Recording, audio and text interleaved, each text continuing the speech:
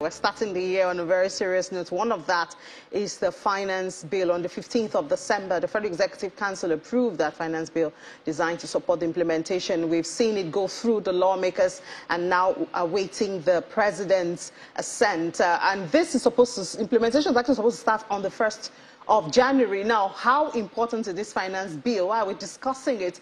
Remember that this is what guides the implementation of the budget. And of course, if we talk about the budget, you know that's the financial expenditure for the year. Well, to help us understand some of the details and adjustment that may take place on this bill is Dr. Muda Yusuf, the Chief Executive Officer of Center for Promotion of Private Enterprises. He's here with us in the studio. Good morning, Dr. Yusuf. Happy New Year. Happy New Year to you. Happy New Year. Well, last year, economically, personally, nationally, how would you capture 2022? Well, it was a very challenging year, but I think for every business or individual that survived it, I think we should congratulate everybody for surviving 2022. For surviving 2022. It was really very challenging. But wasn't it also an opportunity for a lot of individuals and businesses to discover a new side, a new way of doing things, you know, especially those who have survived? You know, they've had to maybe rejig their plans, their strategy, one way or the other, to be able to get through those difficult times. That was the source of the resilience, because the survival itself is the outcome of the resilience that the Nigerians and businesses showed. Because if they were not ingenious, they were not very creative, there was no way you could survive such a turbulent year. So, I mean, many businesses have tried a lot, in spite of all the challenges, all the headwinds, macroeconomic, regulatory, structural. And we still woke up to the new year to the queues at the filling station. Well, it's a major problem. Yes, it is. And unless we deal with the fundamentals in that sector, I'm not sure we get out of this crisis of queues. Okay, so now let's look at the finance bill. First of all, help us to understand the importance of this bill. Well, the bill is important because, you know, the government is concerned about revenue, you know, and about the fiscal space generally. So the whole idea is that for each fiscal year, there has to be a package of measures, fiscal measures, to boost revenue and also ensure that we move as much as possible towards fiscal consolidation. So that is the whole essence. So it has quite a number of provisions, especially around taxes. Exactly. Because the whole thing is about taxes. But what came out of the bill that we are about to discuss it's not too palatable, at least for people who are in business, and ultimately even for the citizens, because the challenges are huge enough. We are carrying over a lot of problems for 2022. We don't want to see such problems compounded in 2023. So that is why the finance bill and this conversation is very important. Okay, so let's start with the imposition of the 0.5% levy on all eligible goods imported into the country. Well, generally, this bill has far-reaching implications because it's amending a whole lot of legislations. It's amending the Companies Income Tax Act, the Custom and Excise Tariff Act, the Personal Income Tax Act, Petroleum Profit Tax Act, Stamp Duties Act, Value Added Tax, Capital Gains Tax, Corrupt Practices and Other Related Offences, and Public Procurement Act. You can see that the finance bill is wide-ranging in its application. So that is why we have to take it very seriously. Now, coming back to the new taxes that are imposed, quite a number of them really. This is just a few.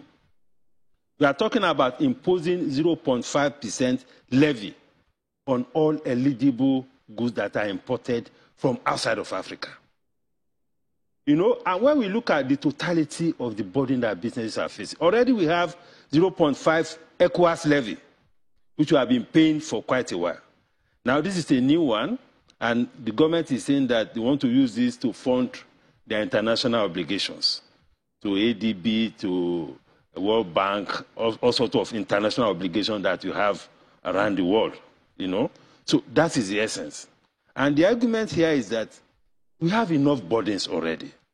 If you look at the gamut of taxes that business, because this is also going to fall largely on businesses. Consumers, producers, investors. But on the other hand, isn't it supposed to, like, since it's trying to discourage importation from outside Africa, isn't it supposed to help Africans, Nigerians in this case, look inwards and reduce the consumption and the pressure on the naira through the dollar that we've been having? Well, not exactly, because we are talking here about international trade.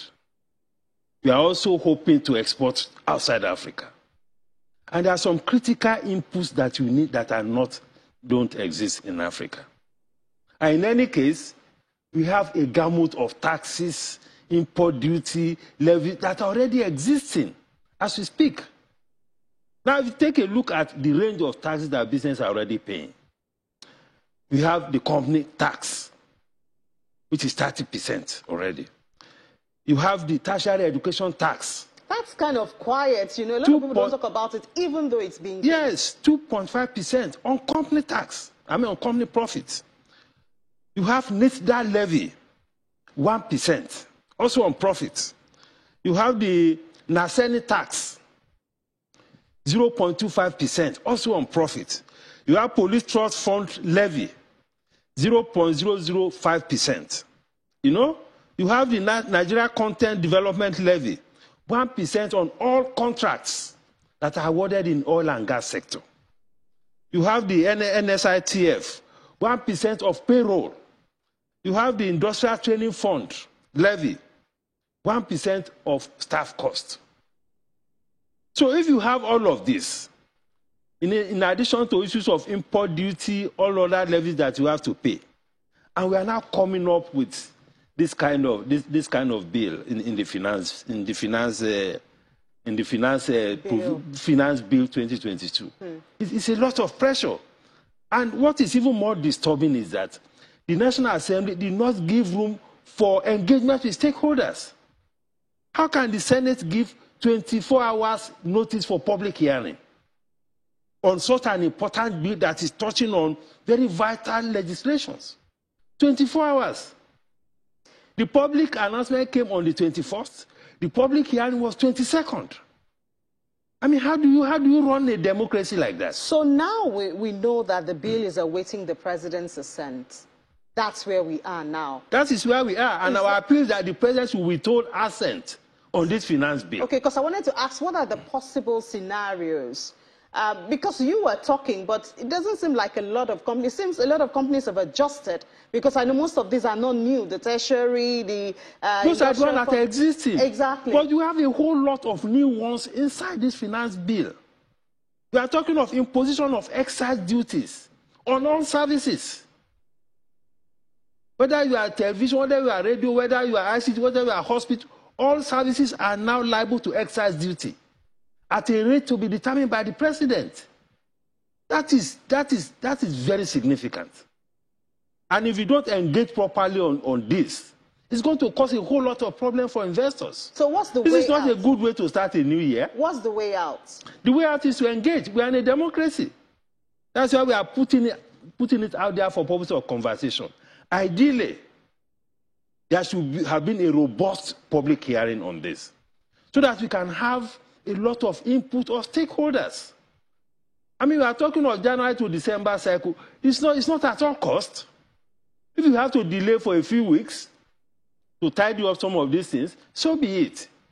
Okay. The House of Rep also even allowed for some, they were a bit more generous. They gave 3 weeks for the public hearing, only for us to hear that the bill has been passed, even before the date of the public hearing. So doesn't this tell us that, I mean, we've seen numbers of our debt servicing and revenue for the government. We've seen the impact of oil theft, even though we've seen a bit of recovery. We saw a little bit of recovery in the last 2 months or so. Doesn't this say that perhaps the government is just looking for ways to fund the budget? They are looking for ways to fund the budget, I agree, but we need to do it strategically so that you don't cause even more problems for the economy.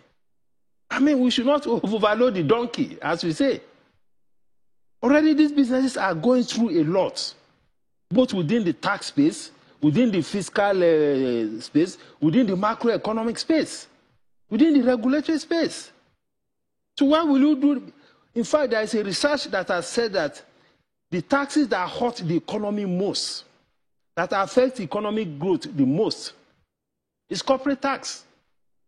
The way we are going now, the total corporate tax, if you add all of these additional things, we'll be getting close to 36%. How is it in other countries? I think you did hear corporate taxes by country. Yes. In the UK is 19, Saudi Arabia. Yes, look at UAE, for instance, 9%. Do you now wonder why so many investors are in UAE? Look at Tunisia. Look at even UK. Look at Mauritius, 15%. Egypt, 22%. China, 25%. Ours, the way we are going now, by the time you put everything together, it will be getting to over 36%. And you cannot grow an economy if you are putting too much pressure on investors. I guess that's one of the reasons why Nigeria is not participating in that global minimum tax. Yes. The pressure is too much. And globally, the best way to grow an economy is to support those who are investing. But here it is the exact opposite. You are piling a lot of pressure of tax on investors and subsidizing consumption, which is a complete contradiction.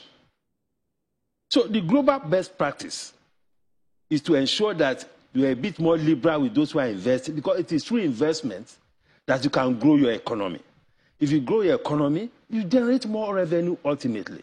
On top of that, you create more jobs. What would liberal look like in Nigeria at this time? At this time, we should reduce all this, quite a number of these taxes on investors. We should look at it, particularly some critical sectors of the economy that are critical to job creation, critical to economic inclusion. That is what it should be. We should not be going to 30%, 35%. By the time, we have not added taxes by the state governments, so we have not added taxes by regulatory agencies. Because for every business that is regulated by any government, there's a lot of money that you also pay. So this pressure is too much. That is why we are advising that let us go back to the drawing board. The president should not rush to assent to this finance bill. The National Assembly should, and that is the due process anyway, that is the legislative protocol. If you have such an important bill, you should speak to stakeholders. That is why they are our representatives. Then what is the essence of representation in a democracy? When you are giving 24 hours for people to respond to this, before people even knew, the thing has been passed. And the House of Reps that even was generous to give 3 weeks, I think maybe by virtue of pressure from the Senate, they also passed it even before the date of the public hearing. The public hearing was supposed to be 13th of January. So doesn't this also talk to or speak to the issue of expanding the tax net? That is what it should be. Because even last week, we also discussed the issue of insurance. Yes. And then we did see that out of about, is it 20 million cars in Nigeria? I've forgotten the numbers now. Just about 14% are insured. So, and now they're increasing the number of the third-party, vehicle insurance. Yes. Now, if we were to expand the tax net, then I guess the government will even have more revenue without having to increase the price that individuals would have to pay. That is what should be. But we have technology, we've had new inventions in the tax space. Is it not being used, or is it not efficient? That is what should happen. If you are talking of transformation in the tax administration, that is what should happen in terms of policy. We have billionaires who don't have factories. Some of them don't have offices. How are we capturing those people? We have people who are riding Rolls-Royce, limousines. How many of them are paying tax? We have people who are building mansions in Abuja, in Lagos, everywhere. How are we capturing those people in the tax net? So this idea of just looking at this very easy way out, anything we want to do, you just clamp on the private sector for additional tax. We don't run an economy like that.